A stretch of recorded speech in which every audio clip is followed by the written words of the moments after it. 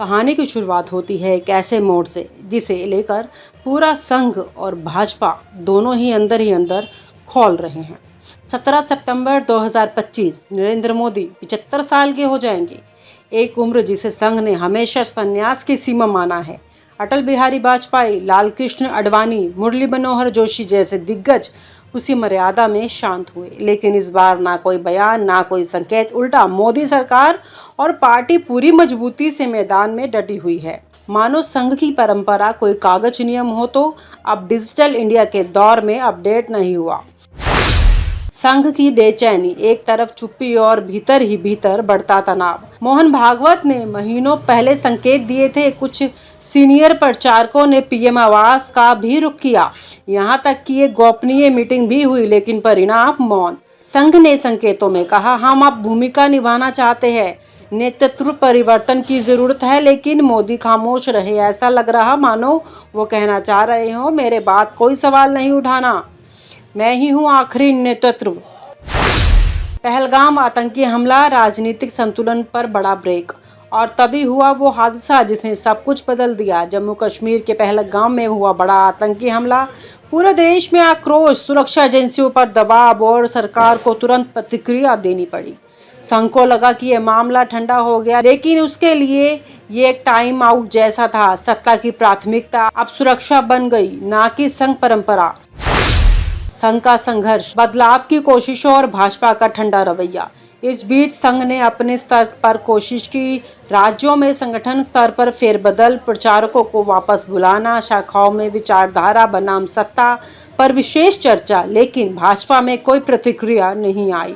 मोदी शाह की जोड़ी पार्टी को जैसे अपनी निजी कंपनी की तरह चला रही थी, ना कोई बोर्ड ऑफ डायरेक्टर्स, ना कोई एजीएम। संघ को लगने लगा हमने जिस पेड़ को सींचा उसी की छाप अब हम पर बंद हो गई है। प्रचारक वापसी का ऐलान, इतिहास में पहली बार संघ ने हाथ खींचे। संघ ने अब एक ऐतिहासिक फैसला लिया, अब भाजपा में कोई प्रचारक नहीं भेजे जाएंगे। नए बैच की नियुक्ति रोक दी गई, पुराने प्रचारकों को कार्यकर्ता बनाकर वापस बुला लिया गया। ये एक चेतावनी नहीं थी, यह एक त्यागपत्र जैसा है। इतिहास में पहली बार हुआ कि संघ ने खुलकर खुद को भाजपा से अलग कर दिया। कौन ले रहा है फैसला, मोहन भागवत या नरेंद्र मोदी? अब सवाल बड़ा है, क्या संघ की विचारधारा भाजपा पर लागू होगी या सिर्फ मोदी की रणनीति चलेगी? मोहन भागवत की स्थिति अब उस बड़े भाई की हो गई है जिसने छोटे भाई को पाला पोसा, लेकिन अब वो छोटा भाई सीईओ बन चुका है और बड़े भाई को एडवाइजरी बोर्ड में भी जगह नहीं दे रहा। इतिहास से तुलना, अटल आडवाणी बनाम मोदी युग। अगर पीछे मुड़कर देखो तो अटल बिहारी वाजपेयी जब पीएम थे तब भी संघ के साथ टकराव हुआ, लेकिन उन्होंने संवाद बंद नहीं किया।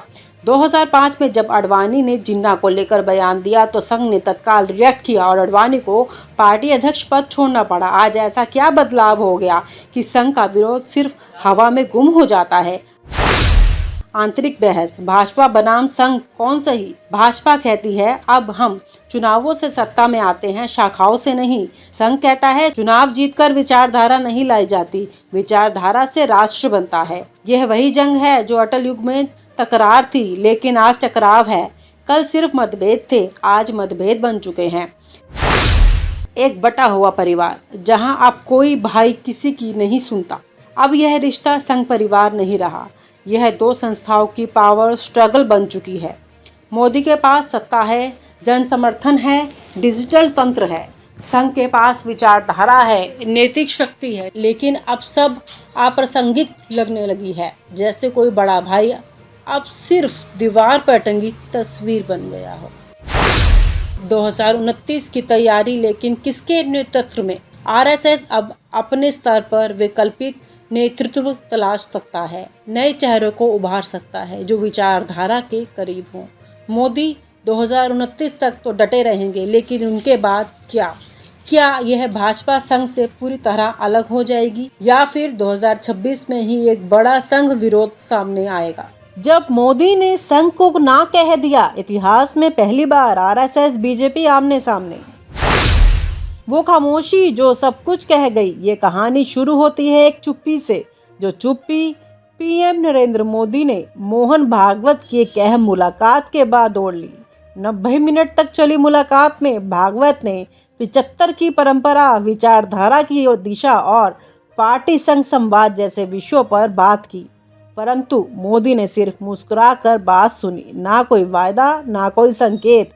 1 महीना बीत गया और संघ इंतजार करता रह गया। कुछ कहेंगे, कुछ बदलेंगे, लेकिन मोदी जी की चुप्पी ने बता दिया कि अब फैसले अकेले होते हैं।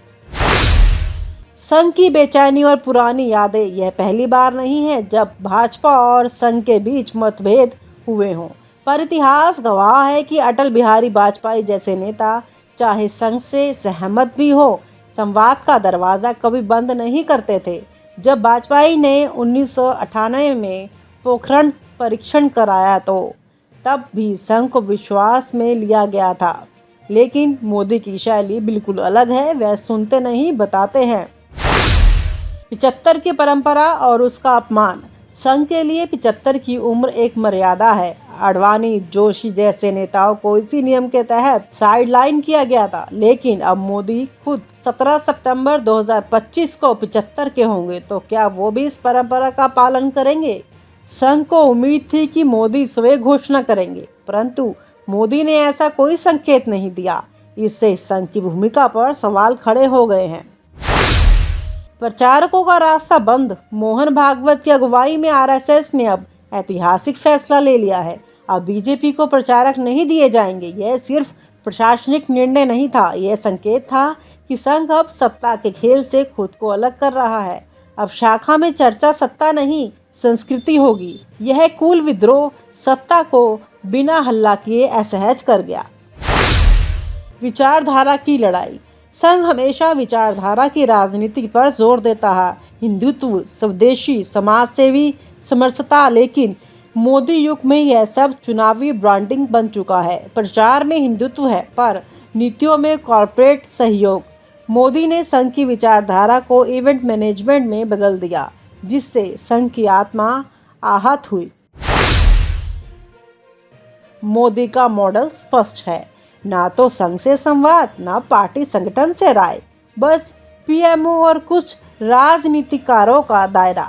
यह बीजेपी को व्यक्ति केंद्रित पार्टी कह रहा है, जबकि संघ हमेशा संगठन आधारित नेतृत्व को मानता रहा है। यही सबसे बड़ा वैचारिक टकराव है। 2024 की सीटें और संघ की चुप्पी। 2024 के चुनावों में भाजपा को बहुमत नहीं मिला, उसे सहयोगियों पर निर्भर होना पड़ा, लेकिन संघ ने ना कोई कैंपेन चलाया, ना जमीनी कार्यकर्ता को प्रेरित किया। यह मौन विरोध था, एक सज्जन विद्रोह। परिणाम सामने है, सीटें घटी, जनाधार कमजोर पड़ा। अटल बनाम मोदी, फर्क साफ है। बीजेपी संघ से मतभेद रखते हैं, पर संवाद कभी नहीं टूटा। मोदी संघ की बात सुनते ही नहीं। अटल जी ने संघ को आइडियोलॉजिकल गुरु माना, मोदी ने उन्हें मूक दर्शक बना दिया। यह फर्क 2025 की राजनीति की दिशा तय करेगा और शायद बीजेपी का भविष्य भी। अब संघ का नया मिशन। संघ अब सत्ता नहीं, समाज पर ध्यान देगा। शिक्षा, धर्मांतरण विरोध, मंदिर प्रबंधक और हिंदुत्व की सांस्कृतिक भारी भाषा पर। वह बीजेपी रहो ना रहो, विचारधारा जिंदा रहे की सोच अपना रहा है। यह भविष्य के लिए एक वैकल्पिक हिंदुत्व का रास्ता बन सकता है। संघ और भाजपा के बीच यह दरार कोई साधारण मतभेद नहीं, बल्कि औपचारिक टकराव है। ये वैसा ही है जैसे 1968 में जब संघ ने जनसंघ से नाराजगी जताई थी, पर इस बार टकराव पीएम स्तर पर है। यह विभाजन बीजेपी की आत्मा को झकझोर देगा। आने वाले वर्षों में यह तय करेगा कि बीजेपी विचारधारा से चलेगी या सिर्फ एक चेहरे से। जब पीएम संघ को अनदेखा करे और संघ सत्ता को नकार दे, तब इतिहास बनता है। यह वही क्षण है। सवाल है, क्या 2029 में बीजेपी वही पार्टी रहेगी जिसे संघ ने जन्म दिया है? और आप हमसे जुड़े रहने के लिए सब्सक्राइब करें YouTube पर, फॉलो करें Twitter पर और लाइक करें Facebook पर। और ज्यादा जानकारी के लिए आपको टाइप करना होगा सिर्फ न्यूज़ नशा।